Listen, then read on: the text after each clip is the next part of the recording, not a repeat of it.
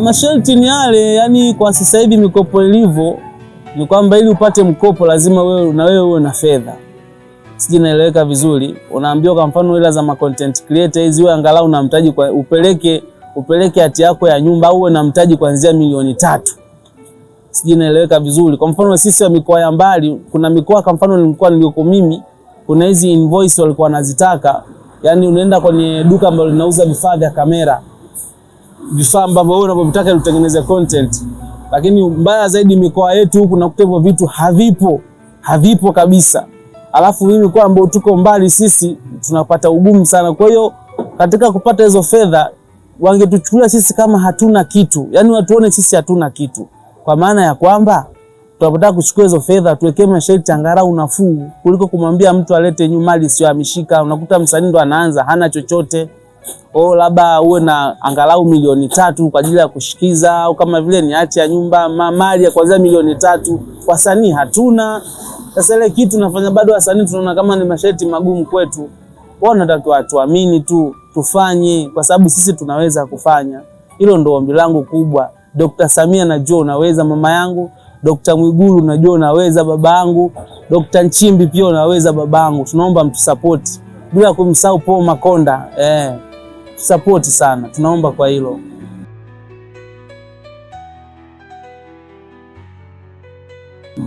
Vitu vya kuzingatia, cha kwanza kabisa ni rehearsal. Hicho kitu cha kwanza. Kitu cha rehearsal kwa maana ya wasanii kuwajaribu kwanza. Yaani kuwatoa kule walikotoka nyumbani mpaka kufika kikazi. Yaani kuandaa kisaikolojia. Lakini pia jambo lingine script lazima zisomwe, kuangalia hadithi inataka nini. Lakini pia nidhamu, ushirikiano. Nafikiri hivi ni vitu vichache tu. Nafikiri kutokana na muda hivi ndio vitu ambavyo tunavizingatia sana kule location. Kuna watu wengine naposema nidhamu, mtu anafika kwenye nyumba ya mtu anaanza kudandadandia ukutani, matusi, lugha za ajabu. Kwa hiyo vile vitu vinakuwa vinashusha brand. Kwa hiyo tukifika sisi location au mimi, mmoja ya vitu vyangu ambavyo navipa priority ni pamoja na nidhamu, kukagua hadithi, script, rehearsal na vitu kama hizo, kufanya mazoezi ya mwili kidogo kukaa sawa ili kujiweka sawa kwa ajili ya kuweza kushuti. Sometimes unakuwa mwalimu wa psychology pale, kuna baadhi ya changamoto zinatokea, kwa inabidi unakuwa chapu kulingana na lilotokea, tunatatua kulingana na jinsi ambavyo tunaweza.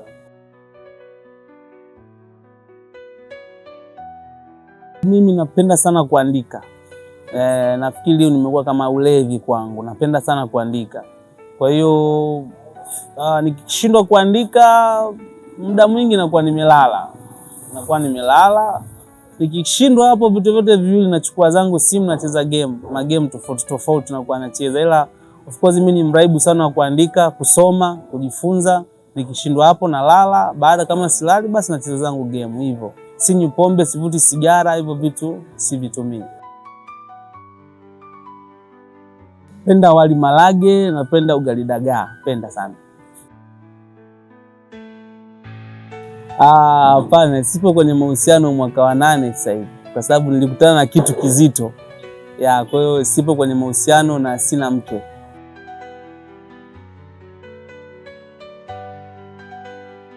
Nafasi ipo, lakini mimi kidogo na udhaifu, napenda kumchunguza mtu kama ananifaa, kwa sababu sipendi kupotezewa muda kutokana na kazi ya sanaa na ifanye natumia akili, sipendi stress. Kwa kama atanifaa atakuwa ni mtu ambaye of course amerelax, tunaelewana, tunaenda vizuri. Inshallah nafasi ipo, lakini kuumizana vichwa tena na mimi ni mtu wa kuandika, sanaa inataka akili, ukinivuruga hapana.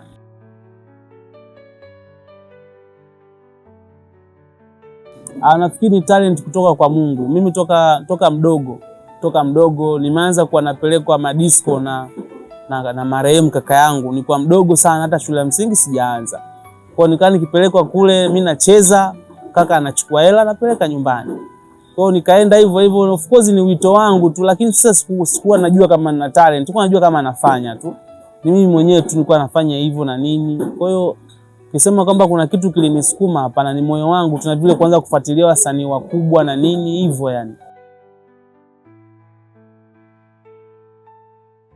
Nafikiri ni talent kutoka kwa Mungu. Mimi toka toka mdogo. Nimeanza kuwa napelekwa madisco na marehemu kaka yangu, nilikuwa mdogo sana, hata shule ya msingi sijaanza.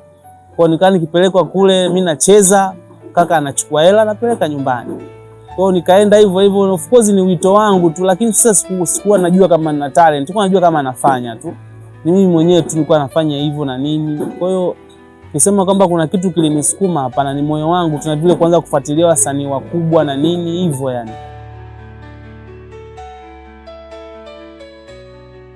Updates, watu support, watu shauri. Sisi bado wanasema macho ya maiti anayo mzikaji. Kwa hiyo sisi hatuwezi kujiona kile tunachokifanya.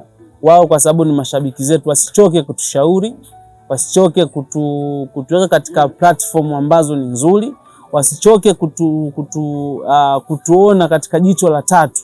Wasituone tuko hapa, yani watuone kama jicho la tatu, kama kuna sehemu tunaweza tukafika kwa sababu yao wao wenyewe.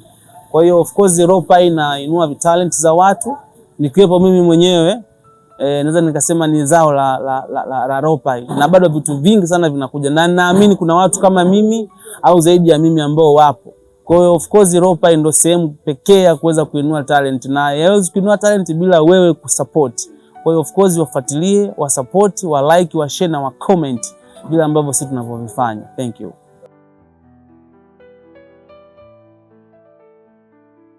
Namba zangu ni 0764538345, lakini pia kwenye mitandao yangu ya kijamii natumia Adat Majaliwa. Mitandao yangu yote ya kijamii andika Adat Majaliwa. Tutakutana Facebook, YouTube, tutakutana Instagram, tutakutana TikTok huko. Yes, na namba yangu ambayo nimeitaja ndo natumia WhatsApp hiyo. Kwa hiyo tushauriane sana. Thank you. Mastori Mo.